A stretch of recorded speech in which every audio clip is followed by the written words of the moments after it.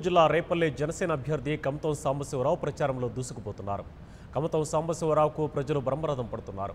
గత పాలకులు నియోజకవర్గాన్ని అభివృద్ధి చేయలేదన్నారు. జనసేన అధికారంలోకి వస్తే రేపల్లను అభివృద్ధి పదంలో ముందుకు తీసుకెళ్తామన్నారు కమతం సాంబశివరావు. ఒకరోజు వేసే ఓటు మీ 5 ఏళ్ల భవిష్యత్తుపై ఆధారపడి ఉంటుందన్న కమతం సాంబశివరావుతో మా ప్రతినిధి Srinivas face to face. Janasena party Guntur జిల్లాలో జోరు పెంచింది. ఎన్నికల ప్రచారంలో ప్రత్యర్థి పార్టీలకి అందని విధంగా ముందుకు తీసుకెళ్తుంది. ప్రతి నియోజకవర్గంలోనూ ప్రజా సమస్యల పరిష్కారమే లక్ష్యంగా అభ్యర్థులంతా ప్రచారంలో నిమగ్నం కావడం జరిగింది.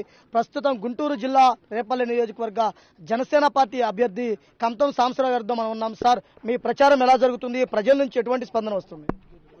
చాలా ఉత్సాహభరిత వాతావరణంలో జరుగుతుందండి. మా మిత్రపక్షాలైనటువంటి సిపిఐ, సిపిఎం, బీఎస్పీ పార్టీల నాయకులు అందరం కలిసి కూడా ఈ కార్యక్రమాన్ని కొనసాగిస్తా ఉన్నాం. మాకు చాలా ఆనందభరితంగా ఉందని చెప్పడానికి చాలా సంతోషిస్తా ఉన్నాను. ఎందుకంటే మా నాయకుడు ఒక మహత్తరమైనటువంటి ప్రణాళికను తయారు చేసి మన ముందు, ప్రజల ముందు ఉంచారు. ఆ ప్రణాళికను ప్రజల వద్దకు తీసుకువెళ్తా ఉన్నాం. మేనిఫెస్టోలో ఏ పార్టీ కూడా ఇప్పటి వరకు ప్రతిపాదించినటువంటి అంశాలని ఆయన ప్రతిపాదించారు. ముఖ్యంగా గ్రామీణాభివృద్ధి ఆయన లక్ష్యంగా చేసుకున్నారు. రైతు మనకు అన్నదాత సుభిక్షంగా ఉండాలంటే అన్నదాతని కాపాడుకోవాల్సినటువంటి బాధ్యత మన పైన ఉన్నది. చిన్న సన్నకారు రైతులందరూ కూడా ఇబ్బంది పడకూడదనే ఉద్దేశంతో మా మేనిఫెస్టోలో ఆయన చెప్పింది ఏంటంటే, రైతు పండించే పంటకు గిట్టుబాటు ధర, పంటకు బీమా పథకం, అట్లాగే ఎకరానికి 8,000 రూపాయలు ఆర్థిక సహాయం చేస్తానన్నారు. సోలార్ పంపుల సిస్టమ్ కూడా ఉచితంగా సప్లై చేస్తానన్నారు. ఇది కాకుండా ఇంకా వృద్ధాప్య పెన్షన్ మీరు చూస్తూ ఉన్నారు. ప్రతి 60 సంవత్సరాలు నిండేటువంటి ప్రతి మహిళా పురుషులకు కూడా 5,000 రూపాయలు వృద్ధాప్య పెన్షన్ ఇస్తామని, అదేవిధంగా అనాథలైనటువంటి వృద్ధులు గనక ఉన్నట్లయితే ఆ వృద్ధులకి ఆశ్రమాలు కట్టించి ప్రభుత్వ ఆధ్వర్యంలోనే వాటిని నడుపుతామని చెప్పి తెలిపారు. ఇది కాకుండా మహిళలకు 33% అన్ని రంగాల్లో రిజర్వేషన్ ప్రకటించారు. అది ఆచరణలో కూడా ఇప్పుడు ఇంప్లిమెంట్ చేస్తా ఉన్నారు. మీరందరూ చూస్తా ఉన్నారు.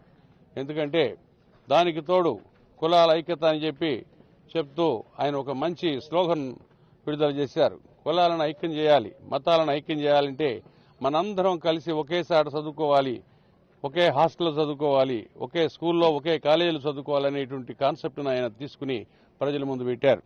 అదేంటంటే ఎల్కేజీ నుండి పీజీ వరకు అందరికీ కూడా ఉచిత విద్య, అందరూ ఒకే కాలేజీ, ఒకే స్కూల్లో, ప్రభుత్వ స్కూల్స్లో చదువుకోవాలనేటువంటిది ఆయన ఆలోచన విధానం.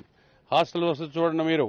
హాస్టల్లో కూడా బీసీ, ఎస్సీ, ఎస్టీ, మైనారిటీ, ఓసీలకు సపరేట్గా హాస్టల్ కాకుండా అందరికీ ఒకే రకమైనటువంటి హాస్టల్ విధానాన్ని ఆయన ఇప్పటికే మా మేనిఫెస్టోలో పొందుపరిచారు.